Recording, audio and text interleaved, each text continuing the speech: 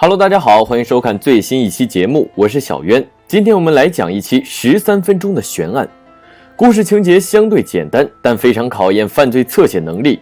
还是那句老话，如果你对案件有独特的看法，欢迎在评论区分享，说不定你一不小心就破案了。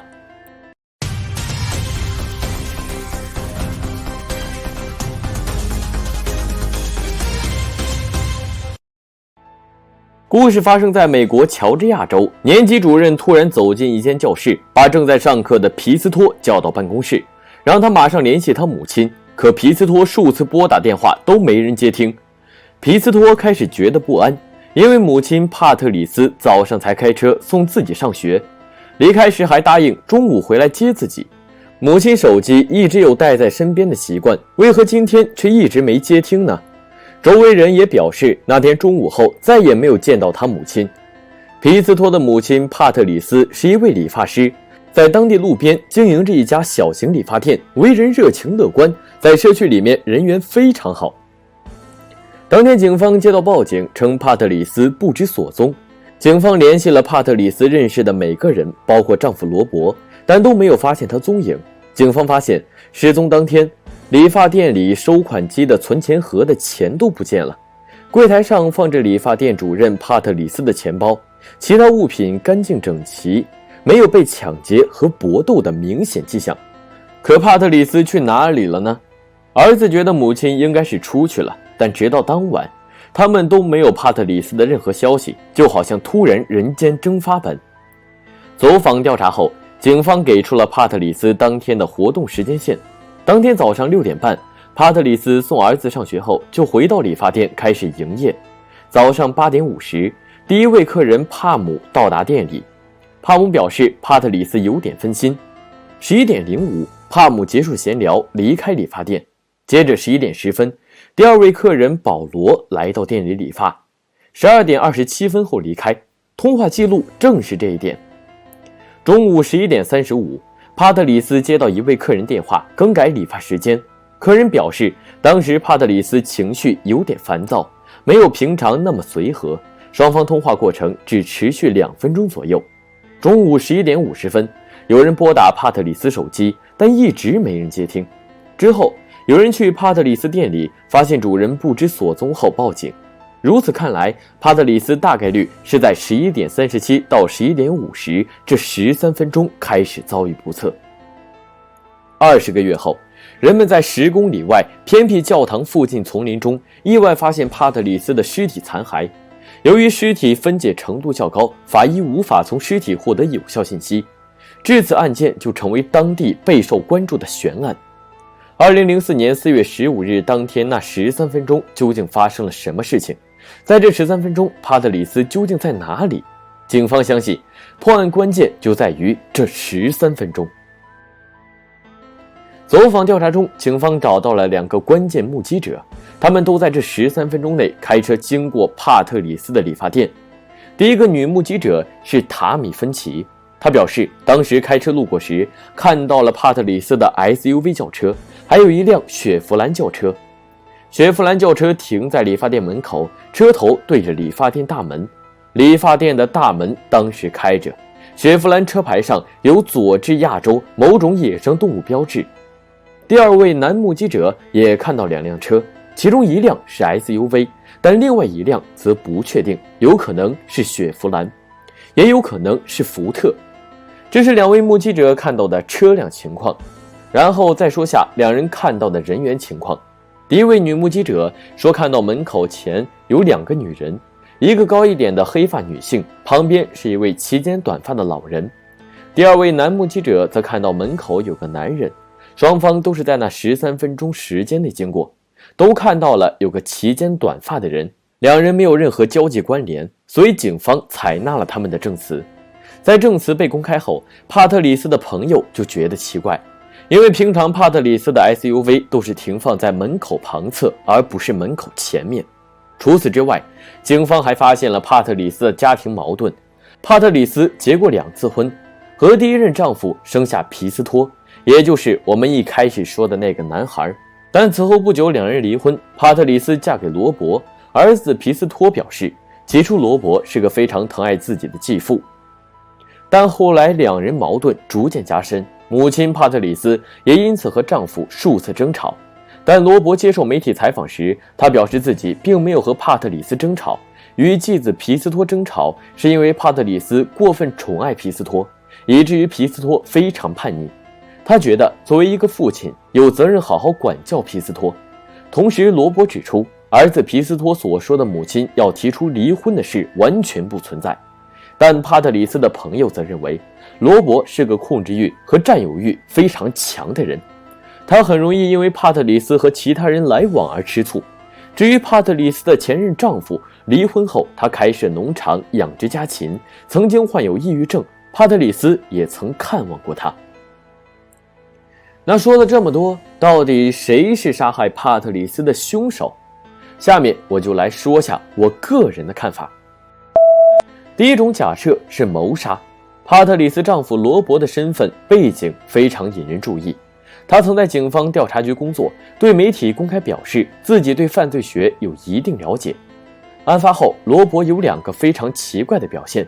其一，在妻子失踪第2天，他更换了住所所有门锁，而且没有告知儿子皮斯托。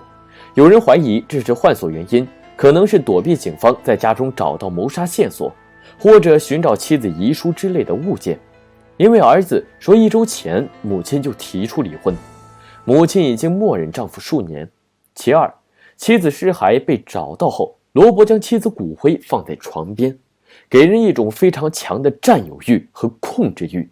Probably for a year or longer after Patrice was returned to me, her ashes,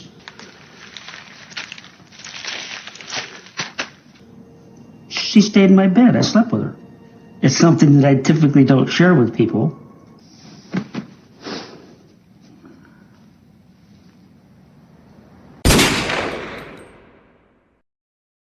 面对警方的审讯，罗伯给出案发不在场证明，包括当天信用卡消费记录以及加油站打卡信息。由于案件公开资料有限，我不知道这些不在场证明是否有监控视频等事实资料支撑。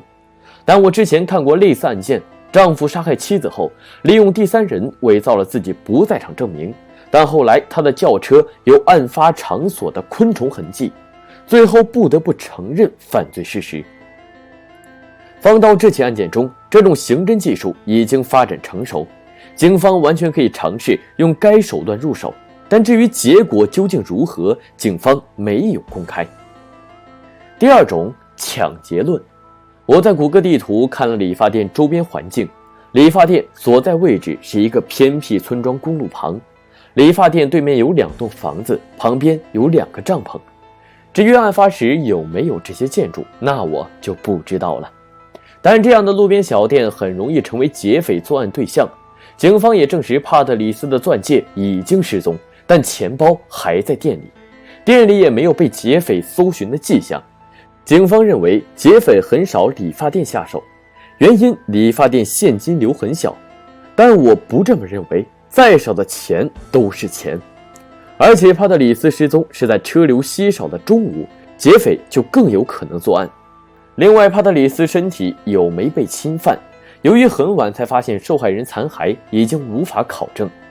小渊我看过很多类似案例，某个女性在住所之类的熟悉地点离奇消失，一段时间后，尸体在附近被无意发现。这种案件10件中有7件是谋杀，这是被统计过的数据结论。更为奇葩的是，此前在美国就出现这样的案例，凶手将受害人骗到丛林中，逼迫受害人在丛林中逃跑，满足自己猎杀刺激感后将其杀害。如此一来，不但可以减少与受害人的身体接触，还可以利用丛林动物条件毁坏现场，躲避警方追查。第3种是自杀论，这种假设微乎其微。首先，周围人都证实帕特里斯非常宠爱自己16岁的儿子，加上帕特里斯有自己的理发店，这种为儿子努力上进的女强人怎么会自寻短见？结合2个目击证人的口供，当时有辆小轿车是直接停在理发店正门口，一般正常人都不会把车头直接对准商店门口，除非他与店主认识或有要事要处理。结合地图上理发店的环境，理发店前面有大块空地，空地周围也没有设置栏杆之类的障碍，所以那辆车里面的人很可能是直接冲着帕特里斯去的。进一步分析，其中一个目击证人表示自己看到一个老人，两个人肢体发生接触，说明门口两个人是相互认识。但我实在弄不懂，一个老人在大中午坐车来到路边偏僻理发店，就为了剪头发吗？还是说普通的客串？结合理发店摆设正常的情况，我觉得应该是客串。会不会存在一种可能，那个老人想约帕特里斯出去吃饭，顺便去附近几公里外的教堂祷告？谷歌地图上显示，两个地方开车10几分钟就到了。这种假设是建立在第二位证人发现帕特里斯 SUV 轿车停放位置和平常不同的证据上。或许帕特里斯当时就是想开车和他们一起前往教堂。如果不是客串，还有一种可能，结合目击证人看到他们发生肢体接触这一点，老人也许当时身体不舒服，和老人同行的男人想靠边停在理发店，让老人休息一会儿。他们只是单纯的路人，并不是凶手。所以我认为，当时帕特里斯 SUV 轿车的轨迹是破案重点。当地警方并没有公布案件细节资料，因为这些细节只有凶手才知道。他们不希望再看到有罪犯谎称自己是凶手，因为调查该案时，有个罪犯表示是自己杀害帕特里斯，然后将其抛尸河中，最后被发现作假。说了这么多废话，大家也许会认为我在一本正经的胡说八道，但我要告诉大家，现实中的犯罪一直在刷新我们的认知。很多时候，我们不能用常用逻辑去分析，特别是随机犯罪。总之一句话，我认为帕特里斯大概率是死于谋杀，她丈夫罗伯很可能有参与作案，不知大家意见如何？